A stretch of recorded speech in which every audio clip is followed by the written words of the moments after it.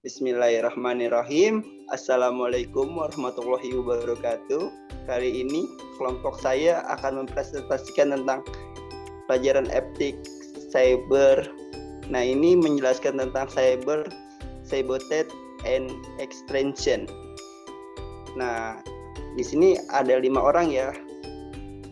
Yang pertama, Dimas Primadani. Yang kedua, saya pribadi Muhammad Dafal Fiansyah. Yang ketiga, Riki Yoga Pratama. Yang keempat, Anindira Rianti. Yang kelima, Gandung Haris Suparto. Nah, Bang Gandungnya ini lagi kerja ya, jadi nggak bisa. Bab 1, pendahuluan, latar belakang. Perkembangan teknologi internet saat ini semakin meningkat. Dengan meningkatnya teknologi internet, selain sebagai media penyedia informasi, teknologi internet juga dapat meliputi banyak bidang, di antara lain pendidikan, kesehatan, keuangan atau perbankan, bisnis maupun perusahaan. Karena perkembangan teknologi yang begitu cepat dapat membantu memudahkan mencari informasi yang dibutuhkan dalam hitungan detik. Maka dari itu, keberadaan internet cukup penting untuk kehidupan masyarakat di era global seperti saat ini. Namun dampak negatif perkembangan teknologi juga tidak dapat dihindari. Seiring berkembangnya teknologi internet menyebabkan munculnya kejahatan melalui internet yang dikenal dengan istilah cyber. Salah satu bentuk cyber yaitu cyber sabotage and extension. Contoh kasus dari cyber sabotage and extension yaitu kasus penyebaran virus, kasus logic bomb, kasus ransomware.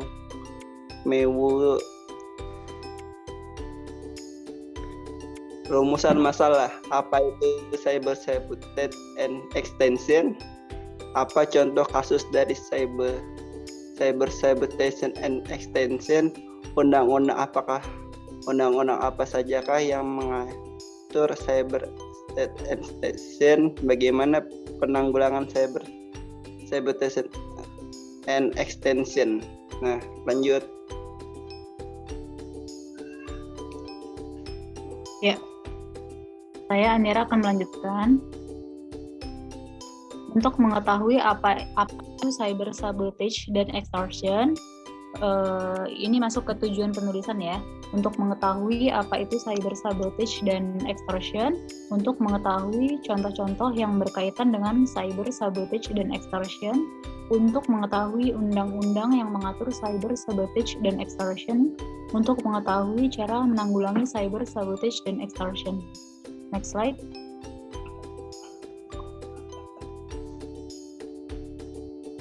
Oke. Teori cyber sabotage and extortion yang pertama yaitu ada pengertian cybercrime, sabotage, and extortion.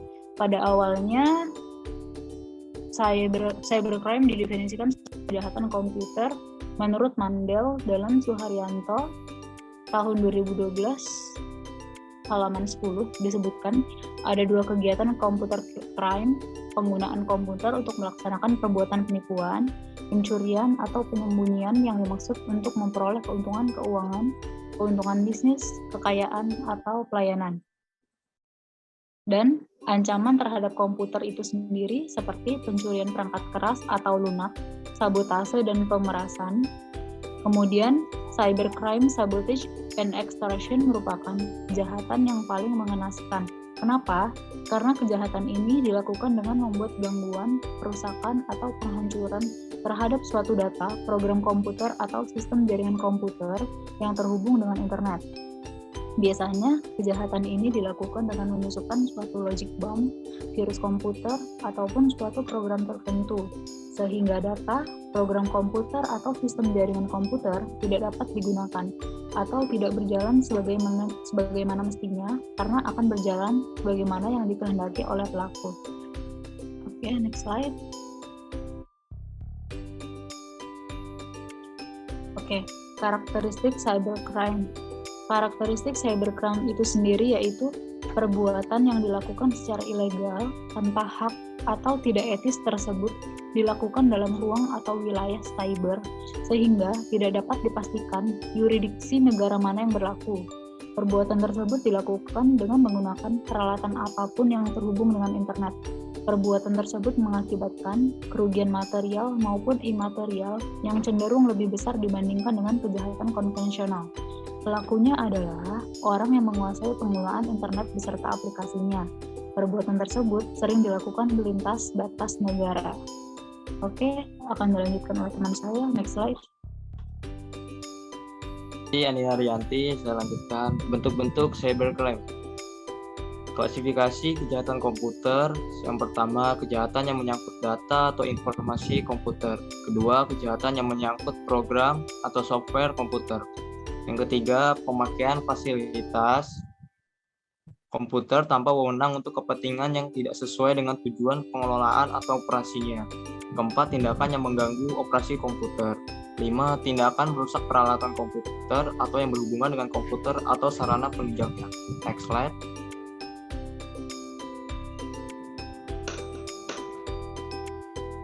Pengaturan cybercrime dalam Undang-Undang IT.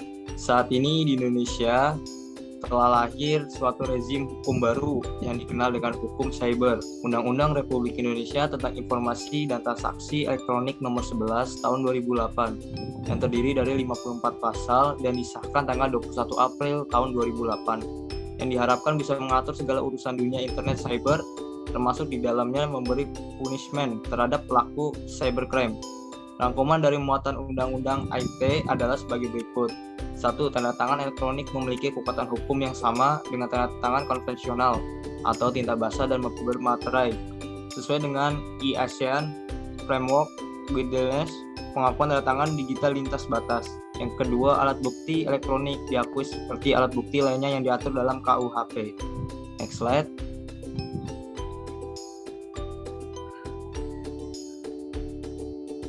Motif terjadinya cyber sabotage and extortion. Adapun maksud atau motif pelaku untuk melakukan kejahatan komputer berupa cyber sabotage and extortion diantaranya mengirimkan berita palsu, informasi negatif atau berbahaya melalui website, jaring sosial atau blog, mengganggu atau menyesatkan publik atau pihak berwenang tentang identitas seseorang, baik untuk menyakiti reputasi mereka atau untuk menyembunyikan seseorang kriminal. Aktivis menggunakan informasi yang diperoleh secara ilegal dari jaringan komputer dan internet untuk tujuan politik, sosial, atau aktivis. Cyber terorisme bisa menghentikan, menunda, atau mematikan mesin dijalankan oleh komputer, seperti pembangkit listrik tenaga nuklir di Iran yang hampir ditutup oleh hacker tahun 2011, membombardir sebuah website dengan data sebagai kewalahan dan tidak mampu menyelesaikan fungsi dasar dan penting. Selanjutnya akan dilanjutkan oleh teman saya. Berikut adalah faktor penyebab terjadinya cyber sabotage and extortion. Terdapat akses internet yang tidak terbatas. Para pelaku umumnya orang yang mempunyai kecerdasan tinggi dan rasa ingin tahu yang besar. Kelalaian pengguna komputer dan mudah dilakukan dan sulit untuk melacaknya.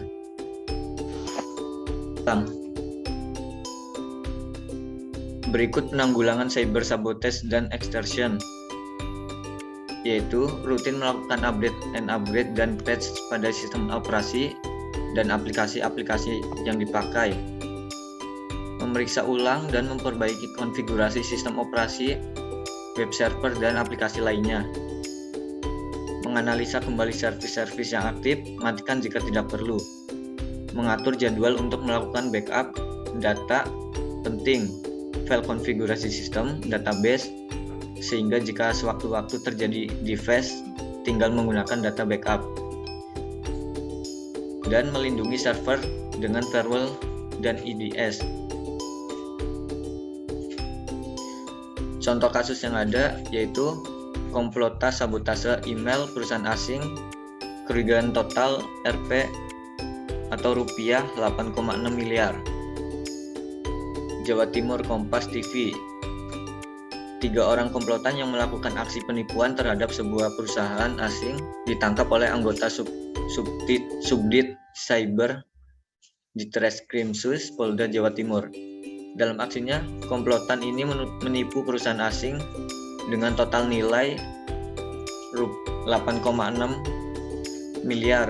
Ketiga pelaku ditangkap oleh anggota dari Subdit Cyber di Treskrimsus Polda Jawa Timur setelah mendapatkan laporan dari pihak perusahaan. Selain menangkap ketiga pelaku, polisi juga menyita sejumlah barang bukti, diantaranya buku rekening dan salinan transfer dari rekening korban. Dari hasil pemeriksaan, modus penipuan yang dilakukan oleh komplotan ini adalah dengan melakukan sabotase email sebuah perusahaan yang menjadi rekanan perusahaan asing asal Jepang tersebut. Pelaku kemudian mengirimkan email dan meminta uang sebagai bentuk kerjasama bisnis. Kepolisian masih melakukan pengembangan kasus ini untuk mencari anggota komplotan lain yang terlibat. Dalam kasus tersebut, dapat diambil kesimpulan berdasarkan data yang telah dibahas dalam makalah ini, maka dapat kami simpulkan bahwa kemajuan teknologi mempunyai dampak positif dan negatif. Salah satunya cybercrime merupakan kejahatan yang timbul dari dampak negatif perkembangan aplikasi internet. Sarana yang dipakai tidak hanya komputer melainkan juga teknologi, sehingga yang melakukan kejahatan ini perlu proses belajar. Motif melakukan kejahatan ini di samping karena uang, juga iseng. Kejahatan ini juga timbul dikarenakan ketidakmampuan hukum termasuk aparat dalam menjangkaunya. Kejahatan ini bersifat maya di mana si pelaku tidak tampak secara fisik. Untuk sarannya berkaitan dengan cyber sabotage and extortion tersebut, maka perlu adanya upaya untuk pencegahannya. Untuk itu yang perlu diperhatikan adalah segera membuat regulasi berkaitan dengan cyber sabotage and extortion pada umumnya dan kejahatan pada khususnya. Kejahatan ini merupakan global, maka perlu mempertimbangkan draft internasional yang berkaitan dengan cyber sabotage and extortion. Mempertimbangkan penerapan alat bukti elektronik dalam hukum pembuktian. Terima kasih, cukup sekian presentasi dari kelompok kami. Dan mohon maaf apabila terdapat kesalahan dalam presentasi tadi. Assalamualaikum warahmatullahi wabarakatuh. Waalaikumsalam warahmatullahi wabarakatuh.